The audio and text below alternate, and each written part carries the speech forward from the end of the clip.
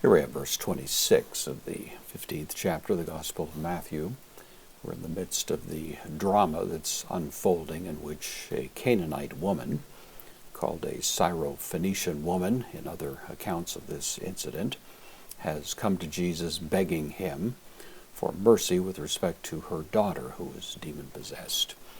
And Jesus kind of blows her off a little bit, we have to say. The disciples seem to think that this woman should just be sent away, and Jesus isn't apparently giving much more attention to her than the disciples were suggesting. He's entered into a house, and the woman, importunate, you might say, is coming in and insisting on his attention. She falls at his feet and begs Jesus that he will give mercy to her, the woman, on behalf of the daughter. And we pick up the story here in which Jesus continues to seem to be rather harsh with her. We have ho, this is the article, can sometimes come over as the pronoun, and that's what we have here. So he, masculine singular nominative, apokrithes, from apokrinomai, answer. This is an aorist participle, masculine singular nominative, to go along with the subject, which is Jesus.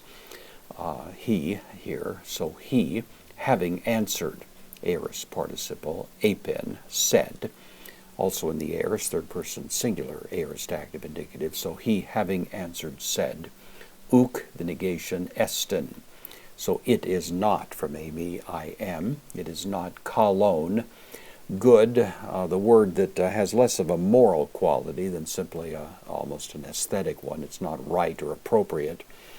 And that's the word that Jesus uses here. So Jesus, having answered, said, "It's not good, right, or appropriate."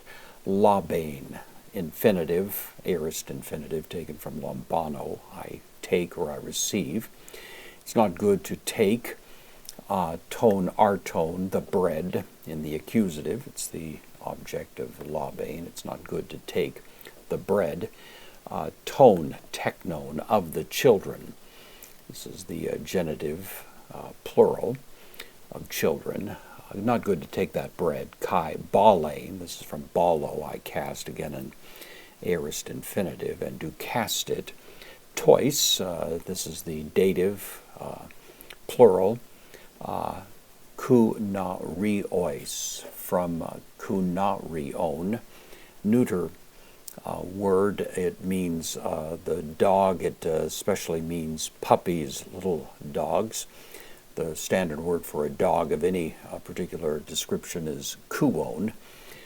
This is dogs or puppies, and sometimes people try to read into this a kind of diminutive element here, that Jesus is being somewhat gentle. It's not good to take the bread and cast it to the puppies. Actually, the puppies were not household pets in the ancient world. They were viewed as even worse than the dogs, which were themselves viewed pretty poorly. So this is really insulting, you might say, in the extreme. To cast it to the little worthless scavengers would be really the force of it. It's very strong. I think we do a disservice to the text to try to minimize that. Jesus is being quite consciously insulting to this woman, testing her faith, testing her humility, and at the same time, I think exercising some remarkable pedagogy with respect to the disciples, because this is precisely the way they view her, and Jesus, in a sense, is getting inside their skin for the precise purpose of showing them how erroneous are their views. And so we have this rather remarkable, somewhat embarrassing moment to many commentators, but I think we do better to meet it squarely and realize that Jesus is exercising his supreme wisdom in the way that he handles this situation.